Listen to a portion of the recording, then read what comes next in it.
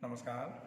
यदि आप भी जीवन में बढ़ती हुई शारीरिक मानसिक समस्याओं से जूझ रहे हैं, आपको भी लगने लगा है कि आपके शरीर में दिन प्रतिदिन कमजोरी आती जा रही है, रोग आपके शरीर पर अपना शिकंजा कसते जा रहे हैं, तो आपको आवश्यकता है मात्र 5 साधारण से नियमों को पालन करने की।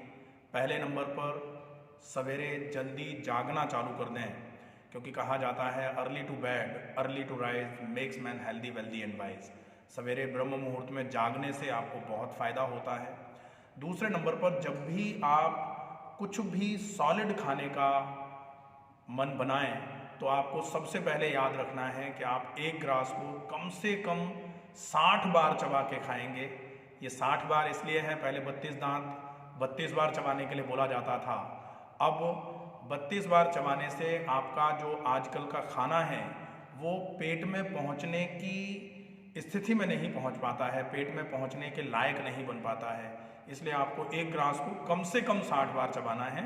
बाकी अगर आपको पाचन तंत्र से संबंधित कोई समस्या हो गई है तो फिर आपको 60 से भी ज़्यादा बार चबाना चाहिए।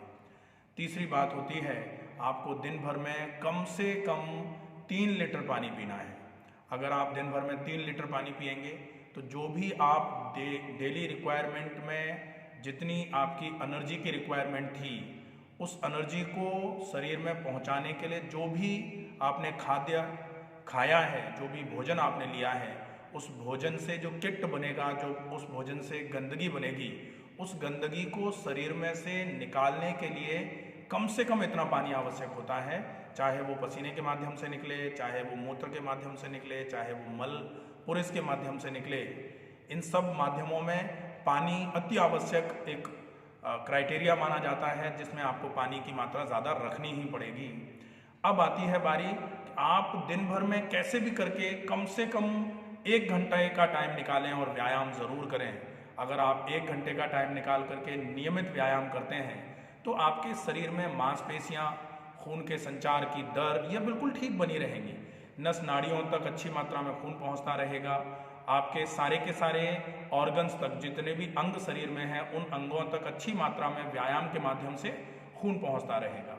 प्राणायाम अगर आप व्यायाम का ही एक भाग होता है जिसमें आप श्वसन की क्रिया करते हैं, तो ये डायरेक्ट आपके शरीर में खून के संचार को बढ़ाने का काम करेगा, प्लस आपके शरीर में ऑक्सीजन की आपूर्ति कराने का काम करेगा।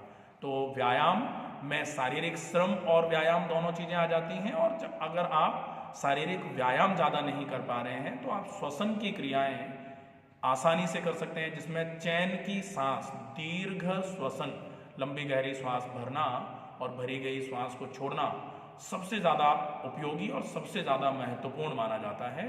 अगर आप इन चीज़ों का उपयोग करते हैं तो निश्चित ही ये एक भूमिका बनाना चालू कर देते हैं शरीर में कि अब आप अपने रोगों से धीरे धीरे करके दूर होना चालू हो जाएंगे, रोग शरीर से धीरे धीरे करके हटना कटना चालू हो जाएंगे।